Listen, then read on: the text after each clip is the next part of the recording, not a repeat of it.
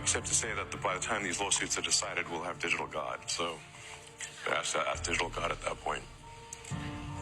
These lawsuits won't be decided before, on a time frame that is relevant. Is that a good thing or a bad thing? I think we live, there's that, I don't know if it's actually a real Chinese saying or not, but may you live in interesting times, right? It's apparently not a good thing. But I would prefer to, personally, I would prefer to live in interesting times. In order to have better human-AI symbiosis, we must solve the bandwidth problem. Below a certain bandwidth, we are basically just stationary to a computer. It means you can't you need an implant. And ultimately we'll need to replace like the skull, and it's going to be a zillion wire. I mean, this is some sci-fi, bizarre sci-fi stuff, and I'm not. This is certainly optional, hopefully. That's good. Mandatory replacement of my skull would have been a problem. Mandatory chip and brain is not what we're saying here for sure. But at a certain point, you say like, okay, in order, how many electrodes are needed in order to interface with have a whole brain interface? I think the irony is that we told stories of God creating us, and I think the reality is that we are creating God. What do you mean by that? We are creating God in the form of superintelligence. If you just say, what have we imagined God to be? What are its characteristics? We are building God in the form of technology. It will have the same characteristics.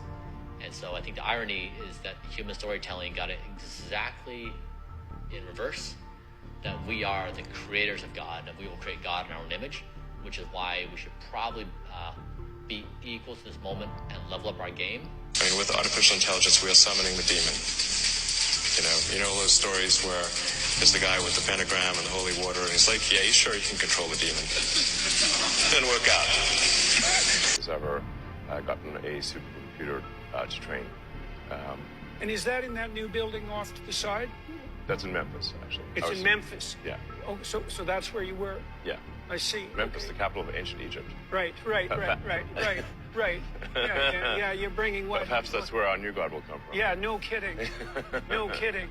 A lot of breakthroughs on the medical front, particularly around synthetic mRNA. You can basically do anything with synthetic RNA, DNA. It's like a computer program. So, I think with enough, with effort, that's not too crazy. You could probably stop aging, reverse it if you want. You can basically do it. You can turn someone into a freaking butterfly if you want with the right DNA sequence. Revelation 13:16 says the second beast, which is the false prophet, forced all people, great and small, rich and poor, free and slave, to receive a mark on their right hands or on their foreheads, so that they could not buy or sell unless they had the mark, which is the name of the beast or the number of its name. Those that take the mark, that will be your final decision. Because there is no chance of salvation after you receive the mark. There is no chance of heaven. There is no chance of Jesus, of forgiveness. Why? Because the mark of the beast is AI. The mark of the beast is demonic Nephilim technology, and it will turn you into a hybrid. Those that take the mark of the beast will be turned into a demonic hybrid being, just like it was in the days of Noah. They are telling us what is coming. They are telling us what is being set up if you are paying attention. The man who wants to put a chip in your brain, the man who wants to merge you with Nephilim technology, now has access to our financial system. I'm having a hard time understanding how everybody just forgot what this man is about, what he's here to do.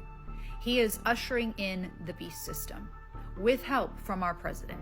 We are in the period of time that Jesus was referring to when he said, do not be deceived. And I pray that everybody opens their eyes to what is happening right in front of them. And to anyone who says that God is using these two men, I absolutely wholeheartedly agree, because God uses everyone and everything, including those that do not serve him, to fulfill written prophecy. And he is using these two men to fulfill what is written in the book of Revelation.